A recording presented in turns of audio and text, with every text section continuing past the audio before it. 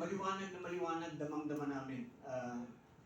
Talagang pinaparamdam sa amin ang puwersa ng gobyerno. Kaya sinasabi ko na kayo ng mga nandyan sa panig ng mga naka-uniforming personnel,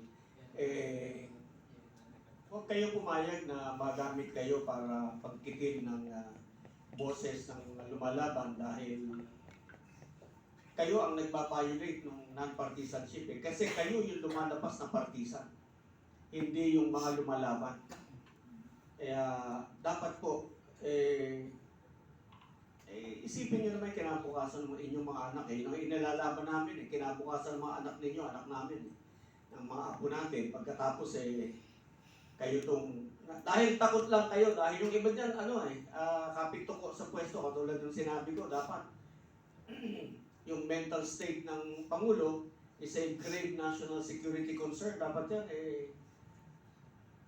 pa-examine natin. Yung duty ng gabinete ng Pangulo yan, to have him examine. Sulatan nila yung Senate President at saka yung Speaker of the House at sabihin na dapat ipa-examine natin ang Pangulo para malaman natin ang tunay na kalagayan ng kanyang pag-iisip. Kung dahil may allegation na siya ay prolonged user ng cocaine. When you do that for a long time, yung epekto kasi ng cocaine sa brain, nakakashrink ng utak yan, nakakatuyo. And when it shrinks, hindi na pareha sa pag-iisip niyan.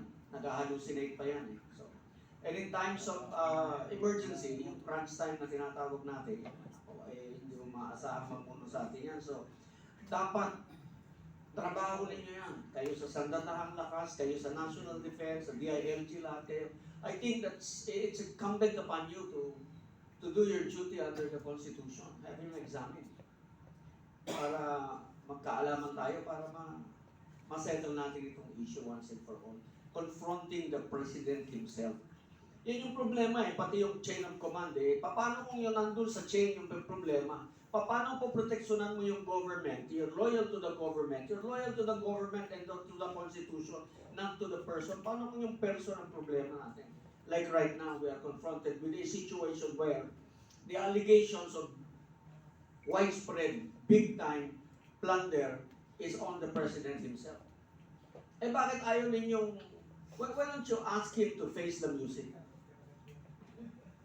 Hindi pwede yung shielded ba siya dun sa hindi gano'n Kailangan para, tuloy-tuloy ang negative rating na yan because that's a telling ko. That's well, I don't know whether abutin pa siya ng 2020 pagka ganyan ang pagbagsak ng trust rating. Alright, so may tanong po ako. Magpa-file po ba kayo ng impeachment? Yung makabayan lang yata mag-file ng impeachment. Kami alam mo, pero kung sa grounds lang, maraming grounds. Sa akin, yung oath of office ng presidente, for example, this is constitutional, nasa constitution ito yung sabi ng presidente, oath of office. Before you assume your office, the functions of the office of the president, mag-o-oath ka, and this oath is in the constitution itself. Kaya sabi niya, I do solemnly swear that I will faithfully and conscientiously fulfill my duties as President of the Philippines, preserve and defend the Constitution, execute its laws, do justice to every man, and consecrate myself to the service of the nation. So help me God. Yung do justice to every man, it means due process. May due process lahat ng tao. Nung nagpalipad sa dating Pangulo, walang due process That was not justice. So that's a violation, a culpable violation of the Constitution. Yan. Para sa Makabayan Block, baka sakaling pick upin ninyo, that's culpable violation of the Constitution. Yan. Kami, we will be concentrating on the defense, dun sa kung matutuloy yung sa Pebrero, dahil mas maraming kasalanan ito kaysa dun sa isa. Yung isa make-believe yung confidential intelligence fund. Hindi ubrang pag-aray. Gusto lamang nilang isiwalat natin kung sino talaga si Grace Piatos, kung sino si Doritos, at kung sino si Cheetos dun sa ating mga report para makilala kung sino-sino yung mga nagtatrabaho para sa gobyerno, para malaman kung paano ang ino-operate yung ating confidential fund, para ma-identify nila kung sino-sino yung mga nagtatrabaho para sa ating kaligtasan, sa ating matiwasay na pamumuhay. Yung confidential fund ng Vice President, maliit lang po yun compared sa confidential fund ng Office of the President. Si Presidente Digong, nung matapos yung termino niya, nag-iwan ng 2 billion mahigit na confidential and intelligence fund. Mga bayan, baka gusto niyong i-check, saan napunta yun? So really, I mean like, nawala yun eh. Yun yung alam ko kasi, di ba? So tingnan natin. Gusto ninyong inspekin yung confidential intelligence fund ng Vice President. Di yun munang sa'yo, tignan din natin. Tsaka ito pa, yung pagpondo mo ng confidential intelligence fund sa Office of the Secretary of Education, that too is unconstitutional. That too is culpable violation of the Constitution. Ayan, kabayan. Balita namin, magpapile kayo, di filean nyo na. Masaya. Masaya ba yun? Okay, so, may dadagdag lang ako dyan. Kasi balikan ko ulit doon sa desisyon ng tao, based on the survey. Sinasabi ng mga tao, karamihan, involved ang presidente, nag-benefit ang presidente. In other words, parang alam ng mga tao kung sino ang mastermind, sino ang nag-approve, tama? And also, ang rating ng presidente natin sa disapproval, nasa 55 na. Yung distrust, nasa 62. And mostly, ang anti-admin ngayon is nasa 56%. Ang question ko is this going to affect yung magiging decision ng mga House members dun sa impeachment? Kasi ang alam ko may impeachment iyahain kay BBM, may impeachment din iyahain sa Vice President. Is that going to affect? Because if it's not going to affect, and if our representatives are supposed to be the representatives of their constituents, parang may disparity ang mangyayari doon. Dito natin malalaman kung yung mga congressman natin ay tunay na kinatawan ng ating mga mamamayan.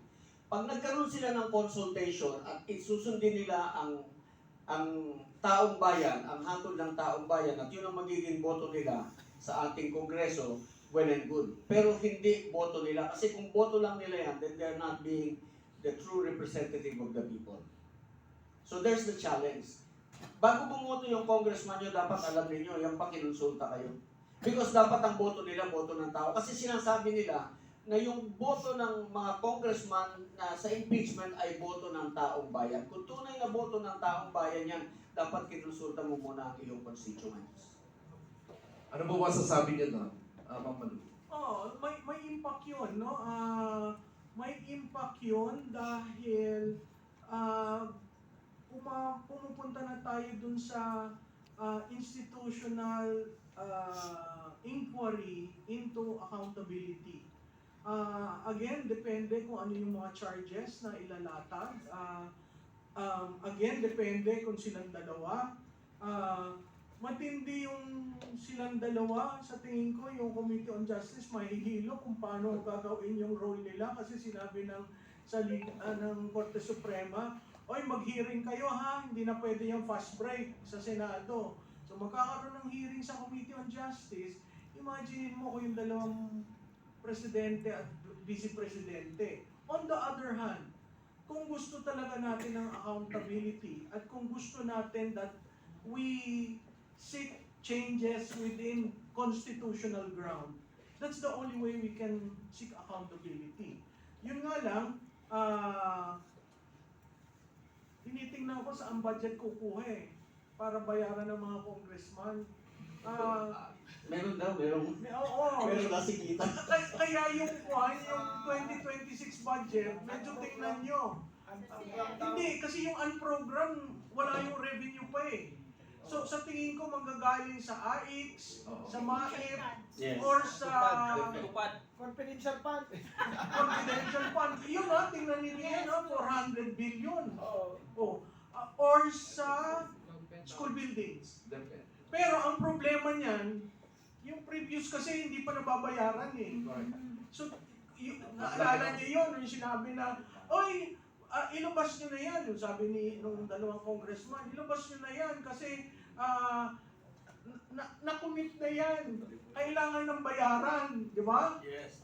So kung pareho, yung parehong member ng 19th at 20th, at ikaw ay hindi ka nabayaran o hindi ka nabigyan ng allocation, these things can work against the leader. Dahil, nangako ka sa amin, ngayon gusto mo na naman kaming pumirma dyan, hindi mo naman itinuloy, di ba? So, napakahirap na sa quicksand ang administrasyon na ito pagdating sa impeachment sa Pangulo. At dahil yun nga ang climate na ang taong bayan wala ng tiwala, sino ang most rational animal sa mundo? Di ba politiko? Alam nila ang dapat gawin para manalo. So asahan mo dito sa impeachment, very tricky ito. Hindi porke nasa administration ka, susuporta ka. Hindi porke sinabi ng oligarch behind a political party, susuporta ka. Kasi titingnan nila ng oligarch, uy, naipit ako dito. Uy, hindi ako makagalaw. O lahat ng pangako mong proyekto, hindi na ilalabas. So all these things, ang sense ko, ang Pangulo nasa catch-22 position. Ang Vice Presidente, kung rehash, nung katulad ng dati, nako, kayang-kaya ng legal team niya. Kasi pinaghandaan na nila noong pa. No?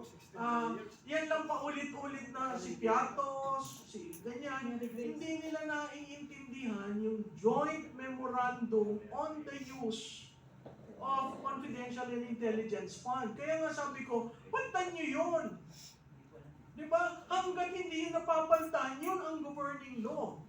At kung gusto yung tingnan, kung bakit si Vice Presidente ay ganon, abay, titingnan nyo rin ang confidential and intelligence fund ng Presidente. Buksan na lang. Diba? Yun yung sinasabi ko, patas tayo. O, pag nagbukasan, ako yung Remulla Brothers. Ang dami nun. Diba? Hawak nila 2 ahensya. O, ngayon 3 na pala, dahil may ombudsman pa. So, these things have a way of, if you play your cards right, pwedeng pabor sa administration. But, if the institutions and the systems cannot already afford another shock, then that can go against him. So, ang talagang critical doon, pag final, may nag-endorse ba? At pag nag-endorse, i-refer ba sa Committee on Justice? Pag sinorkat yung proseso, naku, lalo magagalit ang taong bayan.